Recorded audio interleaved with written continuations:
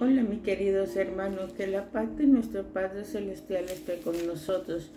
Quiero pedirte disculpas, pero la conexión se interrumpió debido a que de pronto Satanás quiere sabotearnos.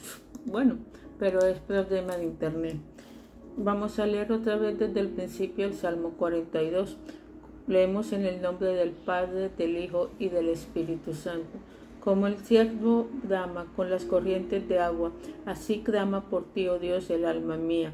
Mi alma tiene sed de Dios, del Dios vivo. ¿Cuándo vendré y me presentaré delante de Dios? Fueron mis lágrimas mi pan de día y de noche, mientras me dicen todos los días, ¿dónde está tu Dios? Me acuerdo de estas cosas y derramo mi alma dentro de mí, de cómo yo fui con la multitud y la conduje hasta la casa de Dios. Entre voces de alegría y de alabanza del pueblo en fiesta. ¿Por qué te abates, oh alma mía, y te turbas dentro de mí? Espera en Dios, porque aún he de alabarle. Salvación mía y Dios mío, mi alma está abatida. En mí me acordaré, por lo tanto, de ti desde la tierra del Jordán y de las Hermonitas desde el monte de Mizar. Un abismo llama a otro a la voz de sus cascadas. Todas tus ondas y tus olas han pasado sobre mí, pero de día mandaré Jehová su misericordia y de noche su cántico estará conmigo. Mi oración al Dios de mi vida, diré a Dios, roca mía, ¿por qué te has olvidado de mí? ¿Por qué andaré yo enlutado por la opresión de los enemigos? Como quien hiere mis huesos, mis enemigos me ofrendan, diciendo cada día, ¿dónde está tu Dios? Porque te abates, alma mía, y porque te turbas dentro de mí. Espera en Dios, porque aún he de alabarle, salvación mía y Dios mío. Este salmo es uno de los salmos más hermosos que hay. Nos invita a tener intimidad con Dios, nos invita a querer estar siempre en su presencia. Es un alma sedienta por Dios, es un alma que no encuentra tranquilidad, ni paz, ni reposo, porque el Dios vivo no lo haya.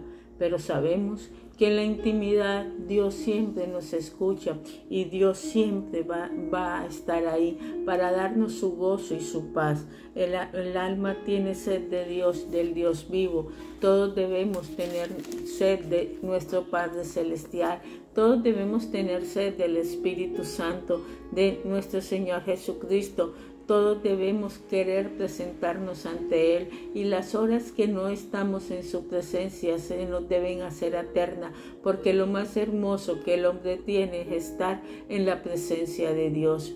En este momento yo te invito a que desees estar en su presencia, a que desees siempre escucharlo.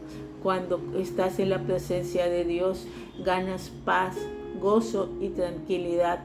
Y nada de lo que está a tu alrededor te va a turbar, porque el Dios vivo siempre te dará la confianza de que en Él se espera y en Él siempre hay respuesta. El alma de nosotros siempre debe estar buscando esa intimidad en lo profundo de la oración. Cierra la puerta de tu cuarto y alábale, glorifícale, porque solamente Él es digno de esa alabanza y esa adoración. Acuérdate que Él es el que te guía, que Él es tu consuelo y Él tiene todas las respuestas que necesitas para este nuevo día. Aprende a adorarle, a glorificarle y a estar siempre en la presencia del Dios vivo. Búscalo, porque hay que esperar en Él, hay que alabarle, porque Él es el Dios de nuestra salvación. Queridos hermanos, vamos ahora a pasar por el tema que nos compete. Padre, te damos gracias por cada persona, Señor. Yo te pido, Dios eterno, que seas tú abriendo nuestros entendimientos y que cada día tú nos ayudes a estar siempre en tu presencia. Mi alma te alaba y te glorifica por todo. Gracias, mi Dios, porque tú eres un Dios bueno. Tú eres el Dios de la salvación. Tú eres nuestro consuelo y siempre serás nuestro pronto alivio. ¿Cuáles son las armas que Dios nos provee espirituales para la guerra? ¿Por qué estamos involucrados en un conflicto espiritual? ¿Por qué tipo de armas necesitamos? Armas espirituales que Dios siempre nos provee. Segunda de Corintios 10, 3, 5 nos dice, pues aunque andemos en la carne, no militamos según la carne, porque las armas de nuestra milicia no son carnales, sino poderosas en Dios para la destrucción de fortaleza, derribando argumento y toda altivez que se levante contra el conocimiento de Dios y llevando cautivo todo pensamiento a la obediencia de Cristo. Caminar en la esfera terrenal, viviendo en cuerpos de carne en un mundo atado por el tiempo, pero nuestra guerra no está en ese terreno, nuestra guerra está en el ámbito espiritual. Apropiadamente, las armas que Dios nos ha dado corresponden a la esfera en la que tenemos que luchar. No podemos ganar con pistolas, tanques o misiles, porque no alcanzaría a ese enemigo que nosotros estamos tratando. Los gobernantes de nuestros días están frustrados porque no tienen los medios para intervenir donde se decide verdaderamente los resultados. Pero tú y yo, mi querido hermano, tenemos los medios. Las armas de nuestra guerra no son carnales, sino poderosas en Dios para la destrucción de fortalezas en la esfera de lo invisible. Observa 2 de Corintios 10, 5 que dice, derribando argumento y toda altivez que se levanta contra el conocimiento de Dios y llevando cautivo todo pensamiento a la obediencia de Cristo. La fortaleza, los argumentos y el conocimiento y pensamiento están todos en el mundo invisible. En este mundo es que controla el pensamiento, razonamiento, conocimiento de una persona. La guerra de la iglesia está en ese ámbito y Dios nos ha dado armas espirituales que asegurarán la victoria espiritual si la usamos. Quizás te estés preguntando cómo uso yo armas espirituales. Este será nuestro tema en estos videos. Cómo conseguir la victoria en el ámbito espiritual. ¿Tú quieres conseguir la victoria en el ámbito espiritual? Nuestro Padre Celestial nos ha dado y nos ofreció a ti como a mí como voluntarios para un conflicto espiritual al que nos ha llamado. Te pido que uses especialmente para batallar en los conflictos espirituales que se están librando sobre una nación en los cielos en este momento. También puedes batallar por tu familia, por tu casa. Si ese es el caso, si estás involucrado en esta guerra, si estás consciente de que Dios te ha llamado a la guerra espiritual, si ese es el caso, ves al altar de Dios en este momento de verdad y confiesa toda tu disposición. Ofrécese a Dios como voluntario para el conflicto de la guerra espiritual, particularmente como voluntario en el conflicto espiritual que decidirá el destino de tu nación, de tus hijos, de tu vida, incluso de tu ciudad. De todo lo decide. Ofrécese como voluntario, puedes decir, Padre Celestial, me ofrezco como voluntario para el conflicto espiritual en que me has llamado. Te pido que especialmente me capacites, te pido para que esté en este conflicto para batallar en los conflictos espirituales que me estás llamando sobre mi nación en este momento. Úsanos, Padre Celestial, ayúdanos, Padre Celestial, y guíanos. Oh Dios eterno, el mejor secreto guardado del diablo en la guerra espiritual, mientras continuamos en nuestro papel vital que jugamos en la historia de nuestra nación. Creo que estás a punto de saber cuál es el mensaje más importante que Dios nos ha dado jamás para la iglesia. ¿Por qué decimos eso? Porque trato de exponer y de desplegar ante usted el hecho de que el diablo está decidido decidido que nadie conozca a Dios, impedir que el pueblo de Dios conozca el secreto mejor guardado. Intentaré dedicar toda mi energía y la habilidad que Dios nos ha dado para explicarte claramente este mensaje. Nuestro tema ha sido que nosotros, la iglesia, somos la sal de la tierra, la luz del mundo y una ciudad que está asentada sobre una colina. Ocupamos una posición única en el mundo con singulares privilegios y responsabilidades. El curso y destino de las naciones en las que vivimos y de nuestra casa y de nuestra ciudad Todas las naciones del mundo dependen de nosotros. Si fracasamos al no ejercitar la responsabilidad y no estamos en la posición que Dios nos ha dado según su palabra, entonces somos la sal que ha perdido el sabor. Como dijo Jesús en el Sermón del Monte, entonces no sirve para nada, sino para ser echado fuera y hollado por los hombres. Mateo 5:13, palabra muy dura esta. Volvamos otra vez más a la palabra de Mateo, leyéndola de forma que previamente lo habíamos visto anteriormente. Vosotros por nosotros y nos sirve por nos servimos. Las letras de esta forma realizan su aplicación para nosotros de manera personal. Como somos la sal de la tierra, pero si la sal se desvaneciera, ¿con qué será salada? No servimos más para nada, sino para ser echados fuera y hollados por los hombres.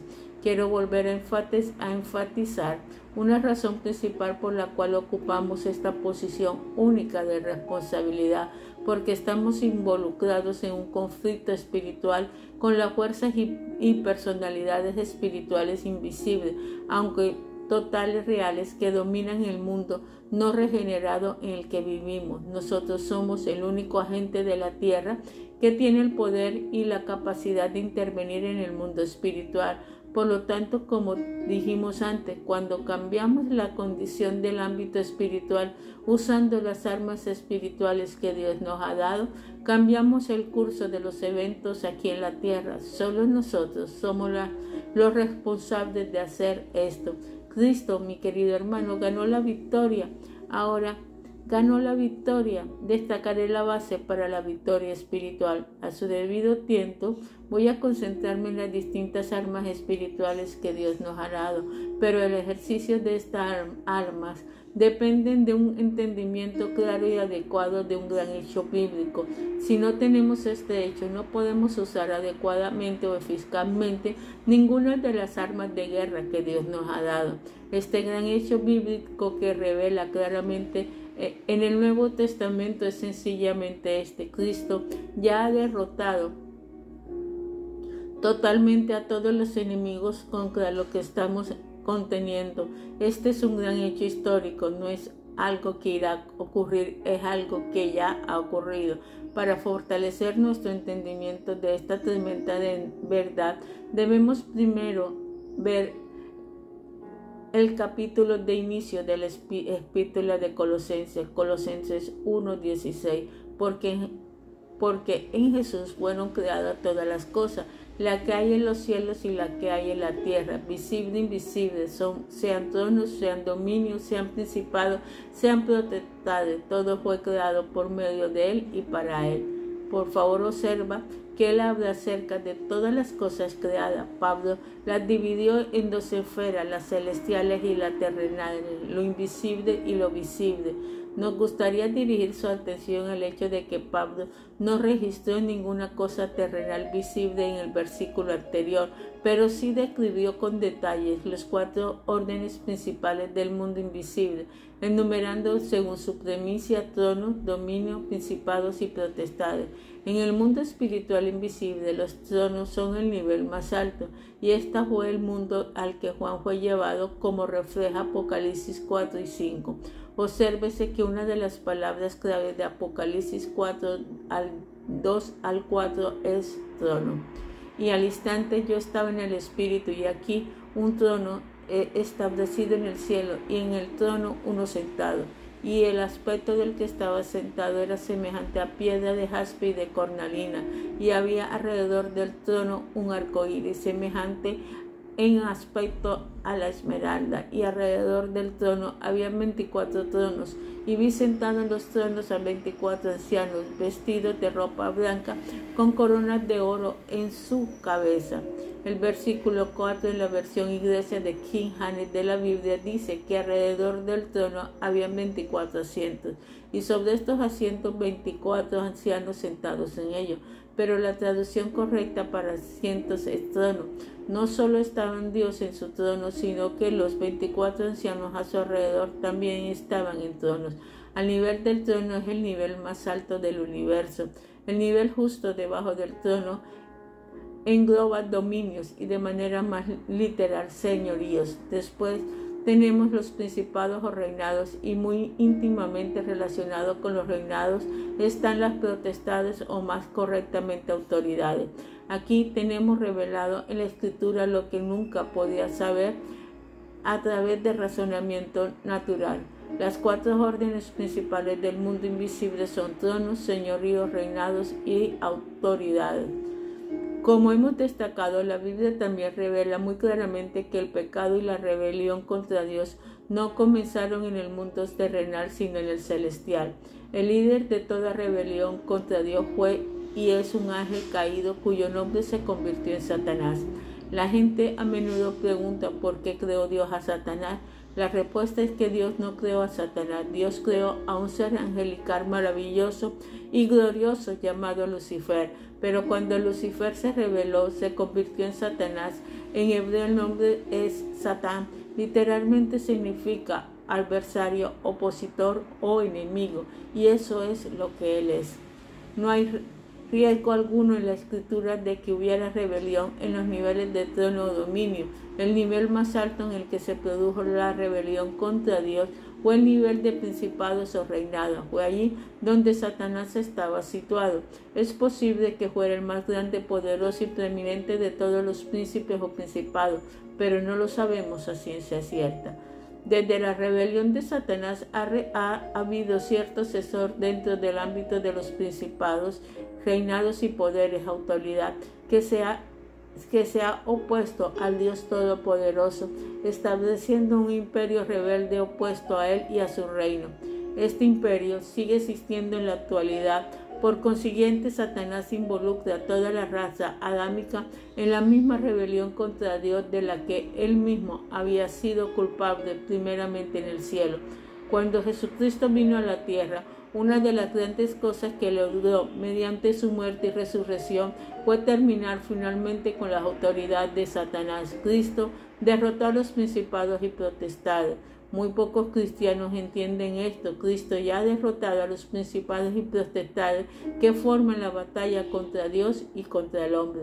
Los logros de la cruz, mi querido hermano, la victoria absoluta de Jesús sobre los gobernantes de tinieblas se ve claramente en el 2 capítulo de Colosenses.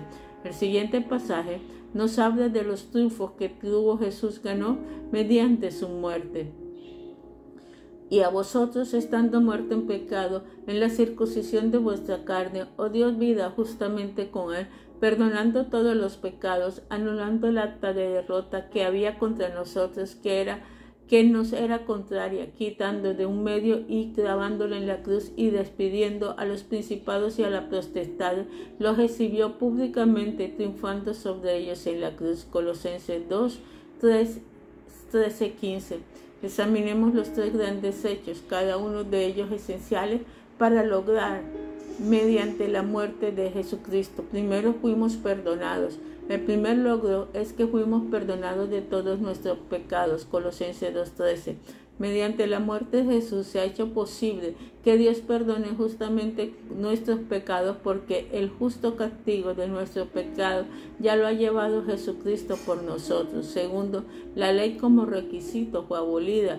El segundo logro es que Jesús borró la caligrafía de los requisitos que había contra nosotros. El libro de Efesios habla de esta misma verdad. Aboliendo en su carne la enemistad, la ley de los mandamientos expresadas en ordenanzas. Efesios 2:15. Estos versículos de Colosenses y Efesios van de manera muy paralela, reforzados para nosotros que el segundo gran logro de la muerte fue poner fin a la ley, porque al fin de la ley es Cristo para justificar a todo aquel que cree. Romanos 10:4.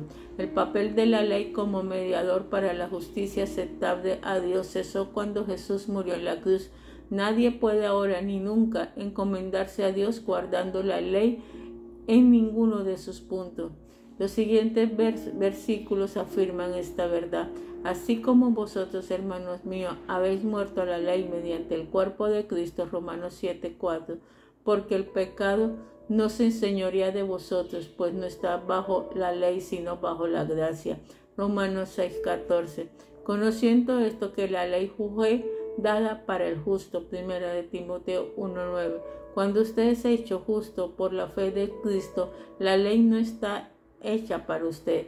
Esta verdad es tremendamente importante. Multitudes de cristianos están aún enredados en el yugo de la esclavitud de la ley.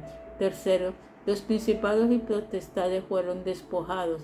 El tercer logro que logró la cruz es este, y despojó a los principados y a las potestades. Los exhibió públicamente, triunfando sobre ellos en la cruz. Colosenses 2:15. Cuando Jesús despojó a sus enemigos, los desarmó, mis queridos hermanos, quitando su armadura como arma. Después de haber hecho esto, triunfó sobre ellos. Los dirigió a una derrota abierta, manifestada total e irremediablemente. Esto ya ha sucedido. No es que vaya a suceder, ya ha sucedido. El Evangelio de Lucas, Jesús nos dio una parábola que ilustra su triunfo. Cuando el hombre fuerte armado guarda su palacio, en paz están los que los poseen, pero cuando viene otro más fuerte que él y le vence, le quita todas sus armas en que confiaba y reparte el botín. Lucas 11:21-22. El hombre fuerte, totalmente armado, que guarda el palacio es Satanás. El otro más fuerte que vino sobre él es Jesús. Obsérvese los dos hechos que Jesús realiza cuando vino sobre Satanás. Primero, le quitó todas sus armas en que confiamos. Colosenses 2:15 dice que lo despojó a Satanás. Así, primero le quitó todas sus armas, según le quitó sus bienes. Jesús también liberó a los cautivos de Satanás. Se llevó a aquellos a quienes el enemigo había controlado. Jesús hizo posible que el hombre y mujeres que habían estado cautivos de Satanás, sus bienes, sus esclavos, fueran liberados de manera gloriosa. No puedo enfatizar la importancia que son para ustedes estos tres hechos. Debe haber y entender el aspecto de la crucifixión de Jesús, la victoria que se logra mediante la muerte de la cruz. Volvemos a enumerarla. Primero, la cruz hizo posible que Dios nos perdonara nuestros pecados. Segundo, la ley terminó al fin como un medio para alcanzar justicia y nunca será nuevamente aceptada otra vez. Tercero, Jesús derrotó totalmente a los principados, potestades que se rebelaron contra Dios y el hombre. Hizo un espectáculo abierto de ellos y los despojó de todas sus armas. Este es el hecho más tremendo. Ojalá los cristianos tan solo pudieran entender plenamente que Satanás no tiene ni siquiera una armadura.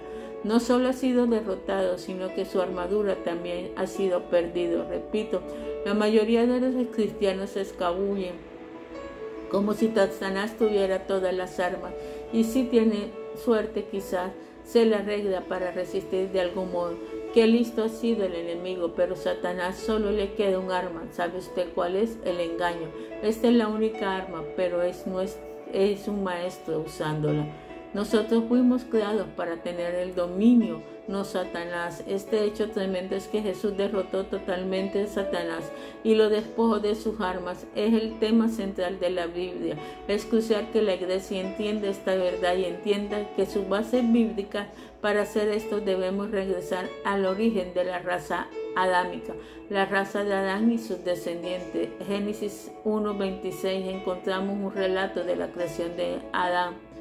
Entonces dijo Dios: hagamos al hombre a nuestra imagen, conforme a nuestra semejanza, y señoree los peces del mar, las aves de los cielos, las bestias, en toda la tierra y en todo animal que se arrastra sobre ella. Obsérvese 7 hechos fundamentales. Primero de todo, Dios hizo al hombre a su propia imagen y semejanza. Semejanza se refiere al hombre interior, imagen se refiere al hombre exterior.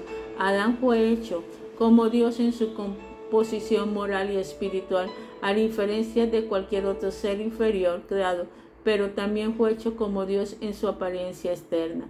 A lo largo de la escritura, la palabra imagen significa la forma externa. El hombre se parecía a Dios. Para algunas personas esto puede ser una declaración impactante, pero es la verdad. Permítame decirte de esta forma, fue apropiado que cuando Dios viniera a la tierra, en la persona de Jesús fue manifestado en forma de hombre, no la de buey o un escarabajo. Era la forma humana la adecuada para la manifestación del Hijo de Dios cuando vino en carne. Por lo tanto, cuando Adán fue creado, se parecía a Dios en su aspecto externo. Segundo, observe que no meramente Adán, sino toda la raza humana, la que involucra en ellos el propósito de Dios. Génesis 1:26. Ellos reinarán, él reinará y ellos reinarán. El tercer gran hecho es que Adán fue creado junto con la raza humana para tener dominio o señorío sobre toda la creación. Es importante entender que todo lo que se perdió en el primer Adán se restaura en el último Adán, que es Jesucristo. Primera de Corintios 15, 45, 44. Esto incluye dominio. Desgraciadamente, la gran mayoría de los cristianos no tienen idea alguna de la verdad, en parte porque no entienden cómo era el primer Adán. El primer Adán era un ser maravilloso, exterior se parecía a Dios y se le creó con la intención de ejercer autoridad a favor de Dios sobre todos los dominios en que él estableció. Y observe su dominio, no era una pequeña parcela de terreno, era toda la tierra. Él fue creado para ejercer dominio como representante de Dios, mostrando visiblemente la apariencia de Dios sobre toda la tierra. El dominio de Adán incluía las aves de los cielos. Este punto es importante porque significa que el dominio de Adán se extendía desde la superficie de la tierra hasta los cielos.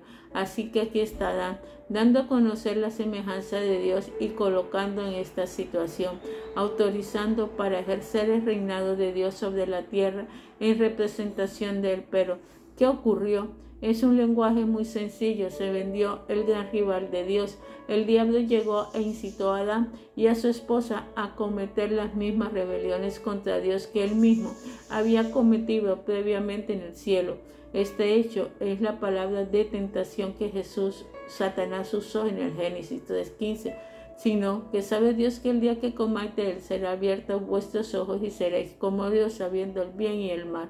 Exteriormente, señalé que es un elemento principal de la caída de Satanás. Fue su última aspiración y seré semejante al Altísimo. Isaías 14:14. Es significativo que cuando él tentó a Adán y Eva, terminó su tentación con este mismo pensamiento: seréis como Dios. No necesitas a Dios, usted mismo será como Dios. No tendrán que depender de Dios, no tendrán que buscar su consejo y sabiduría y no tendrán que obedecerle. Pueden hacerlo todos ustedes igual de bien sin él. Escúcheme, y no tendrá que preocuparse de escuchar más a Dios. ¿Acaso no hemos sido tentados nosotros también con este mismo pensamiento muchas veces? Esta es una verdad vital. Cuando Adán cayó, no solo cayó como individuo, su caída lo hizo no solo venderse deliberadamente, sino también vender el dominio que la autoridad de Dios le había dado. Puso todo en manos del gran enemigo de Dios, el diablo. Por eso la caída de Adán produjo un efecto tan catastrófico sobre toda la creación. Por eso surgieron los cardos y los espinos. Por eso los animales dejaron de vivir en armonía y paz. Cuando Adán cayó, se dio toda la esfera de su dominio a Satanás. Es un hecho que el diablo sabía muy bien que sería así. Lea lo que dijo el diablo a Jesús cuando apareció a él en la tentación del desierto, y lo llevó el diablo a un monte alto y le mostró en un momento todos los reinos de la tierra. Y le dijo el diablo: a ti te daré toda esta potestad y la gloria de ellos, porque a mí se me ha sido entregada y a quien quiero se la doy. Lucas 4, 5, 6. La palabra griega traducida entregada se entiende correctamente traicionada. La misma palabra se usa para la traición de Judas a Jesús. Entonces, cuando Adán cayó, no solo se vendió al diablo, sino que traicionó todo el dominio que Dios le había dado, prometiendo en las manos del enemigo. Adán había sido legalmente el amo de todo el dominio. Por lo tanto, al entregárselo a Satanás, le hizo con ello el amo legal del dominio. El Señor Jesús mismo reconoce esta verdad en la Escritura, como vimos anteriormente en 3 pasajes. Su llamó a Satanás el príncipe de este mundo, y eso es él. Juan 12, 31, 14, 30, 16, 11. ¿Cómo se convirtió Satanás en príncipe? Persuadiendo al que tenía el gobierno, al que tenía el dominio, para que le entregara a él. Como Satanás ha usurpado el dominio que originalmente se había entregado a Adán, con razones le dijo a Jesús: todo esto ha sido traicionado y yo te lo ofrezco de nuevo a ti si haces esta cosa, adorarme. Como sabemos, Jesús no lo hizo.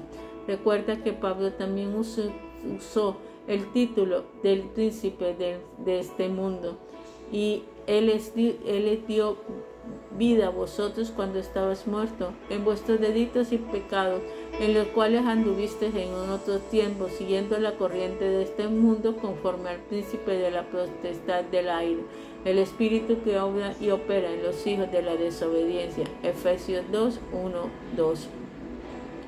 El griego se usa dos maneras para expresar el concepto de aire, aer y aiter. Estas palabras nos dan muestras de dos palabras, aire y éter. La palabra aer que usa en este versículo significa el aire más cercano a la superficie de la tierra. Adán tiene dominio sobre las aves del aire, incluyendo la región en la que volaban. Así que cuando Adán cayó, todo el área sobre la que tenía control incluye a las regiones inmediatas contiguas a la superficie de la tierra. Todo alrededor le fue entregado a Satanás. Como resultado, según la Escritura, el diablo se convirtió en el príncipe gobernante de el aire, de esta área de autoridad cuya traducción literal es aire. Es necesario que entendamos esta realidad y cómo se produjo. Por lo tanto, en el siguiente video seguiremos con estos detalles. En el siguiente domingo, cómo se produjo la realidad, cómo vamos a restaurar la empresa familiar, cómo vamos a restaurar nuestra vida, cómo redimió Dios a la humanidad. Padre Celestial, te damos gracias, Señor, por todo lo que nos enseña, por todo, Padre Celestial, de lo que tú, oh Dios eterno, misericordioso, nos diste. Padre, no permita, Señor, que nosotros caigamos, Padre Celestial, en tentación. No permita, Señor, que vendamos nuestros preceptos, que vendamos, Padre Celestial, oh Dios eterno, nuestros caminos. Yo te pido, Padre Celestial, que cada persona que está escuchando este video tenga conciencia, Dios eterno, misericordioso, de lo que es, oh Dios eterno, Padre Celestial, la guerra espiritual y cómo Jesús derrotó a Satanás, Padre Celestial, en la cruz del Calvario. Como nosotros le entregamos a Él, oh Dios eterno, misericordioso, Señor, el dominio que tú nos habías dado. Te damos gracias por tu amor, por tu presencia, mi Dios, y por tu misericordia. Te damos gracias por todo lo que haces, mi querido hermano. Si tú quieres donar al ministerio y a la iglesia Betel y Eliasat, lo puedes hacer a través de la cuenta de Nequi de Bancolombia 310-601-6670. Ahí puedes consignar y esos recursos serán destinados para la iglesia. Si quieres, si vives en el exterior, lo puedes hacer por PayPal @elbadiseo. Por ahí nosotros recibiremos también las donaciones o donativos que tú nos quieras dar. Te damos gracias por tu ayuda y por todo lo que nos guías. Padre Celestial, te damos gracias por cada persona, por tu ayuda, Padre Celestial. Si quieres consignarnos de otra forma, lo puedes hacer. Si vives en el exterior, nos llamas al más 57 310 601 6670 y nosotros con mucho gusto te diremos también cómo lo puedes hacer. Muchísimas gracias, que la bendición del Todopoderoso hoy esté con ustedes. Amén y amén.